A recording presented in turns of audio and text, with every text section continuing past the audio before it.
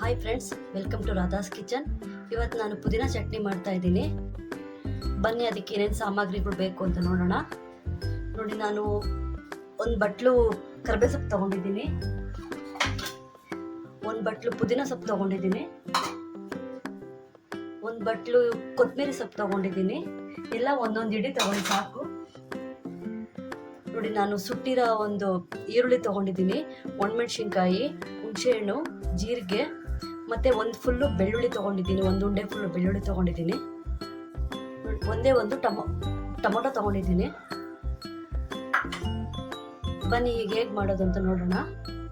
ಮೊದಲಿಗೆ ಸ್ಟವ್ ಹಚ್ಕೊಳ್ಳೋಣ. ಸ್ವಲ್ಪ ಎಣ್ಣೆ ಹಾಕೊಳ್ಳೋಣ. ನೋಡಿ, ಮೊದಲಿಗೆ ಟೊಮೊಟೊ ಹಾಕ್ಕೊಳ್ಳೋಣ. ನೋಡಿ, ಈಗ ಒಣಮೆಣಸಿನ್ಕಾಯಿ ಹಾಕ್ಕೊಳ್ತಾ ಇದ್ದೀನಿ. ನಮ್ಮ ಖಾರಕ್ಕೆ ಎಷ್ಟು ಬೇಕೋ ಅಷ್ಟು ಹಾಕ್ಕೊಳ್ಳೋಣ. ಕೊತ್ತಂಬರಿ ಹಾಕ್ಕೊಳ್ತಾ ಇದ್ದೀನಿ, ಕರಿಬೇವು ಸೊಪ್ಪು ಹಾಕ್ಕೊಳ್ತಾ ಇದ್ದೀನಿ, ಪುದೀನ ಹಾಕ್ಕೊಳ್ಳೋಣ. ಎಲ್ಲ ಹಾಕ್ಕೊಂಡು ಇವಾಗ ಚೆನ್ನಾಗಿ ಫ್ರೈ ಮಾಡ್ಕೊಳ್ಳೋಣ. ಚೆನ್ನಾಗಿ ಫ್ರೈ ಆಗಿದೆ. ಸ್ವಲ್ಪ ಉಪ್ಪು ಹಾಕ್ತಾ ಇದ್ದೀನಿ. ನೋಡಿ, ಇವಾಗ ಆಗಿದೆ. ಸ್ಟವ್ ಆಫ್ ಮಾಡಿ ಇಟ್ಕೊಳ್ಳೋಣ. ಇದು ಬಿಸಿ ಬಿಸಿ ಮುದ್ದೆಗೆ, ರೊಟ್ಟಿಗೆ ಮತ್ತು ಬಿಸಿ ಬಿಸಿ ಅನ್ನಕ್ಕೆ ತುಪ್ಪ ಹಾಕೊಂಡು ತಿಂದರೆ ತುಂಬ ಚೆನ್ನಾಗಿರುತ್ತೆ ಫ್ರೆಂಡ್ಸ್. ನೀವು ಒಂದ್ಸರಿ ಮಾಡ್ಕೊಳ್ಳಿ. ನೋಡಿ, ಇದು ಮಿಕ್ಸಿಗೆ ಹಾಕ್ಕೊಂಡಿದ್ದೀನಿ. ನೋಡಿ, ಇದು ಯಾವುದು ನಾನು ಫ್ರೈ ಮಾಡ್ಕೊಂಡಿಲ್ಲ. ಫ್ರೈ ಮಾಡಿದ್ರೆ ಟೇಸ್ಟ್ ಚೆನ್ನಾಗಿರಲ್ಲ ಅಂದ್ಬಿಟ್ಟು ಆ ಮಿಕ್ಸಿಗೆ ಹಂಗೆ ಹಾಕ್ತಾ ಇದ್ದೀನಿ. ಬೆಳ್ಳುಳ್ಳಿ, ಜೀರಿಗೆ, ಹುಣಸೆಹಣ್ಣು, ಸುಟ್ಕೊಂಡಿರೋಂಥ ಈರುಳ್ಳಿನ ಎಲ್ಲ ಮಿಕ್ಸಿಗೆ ಹಾಗೆ ಹಾಕ್ಕೊತಾ ಇದ್ದೀನಿ. ನೋಡಿ ಫ್ರೆಂಡ್ಸ್, ಇವಾಗ ರುಬ್ಕೊಂಡು ಬಂದಿದ್ದೀನಿ. ತುಂಬ ನುಣ್ಣಗೆ ರುಬ್ಬೋದು ಬೇಡ, ಮೀಡಿಯಮ್ ಆಗಿ ಸ್ವಲ್ಪ ತರಿತರಿಯಾಗಿ ರುಬ್ಕೊಳ್ಳೋಣ. ಇವಾಗ ಇದಕ್ಕೆ ಒಗ್ಗರಣೆ ಮಾಡ್ಕೊಳ್ಳೋಣ.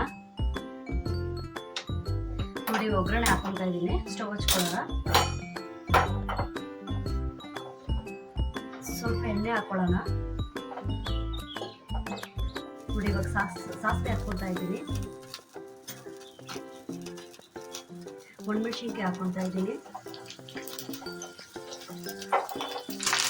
ಹಾಕ್ಕೊತಾ ಇದ್ದೀನಿ, ಒಂದು 4 ಬೆಳ್ಳುಳ್ಳಿ ತೊಗೊಂಡಿದ್ದೀನಿ ಒಗ್ಗರಣೆಗೆ. ಎಲ್ಲ ಹಾಕೊಂಡು ಕರ್ಕೊಳ್ಳೋಣ.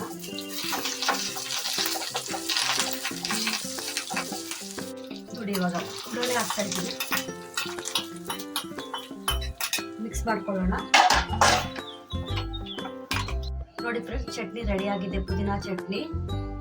ನನ್ನ ಚಾನಲ್ ಇಷ್ಟ ಆದರೆ ಲೈಕ್ ಮಾಡಿ, ಶೇರ್ ಮಾಡಿ, ಸಬ್ಸ್ಕ್ರೈಬ್ ಮಾಡಿ ಫ್ರೆಂಡ್ಸ್.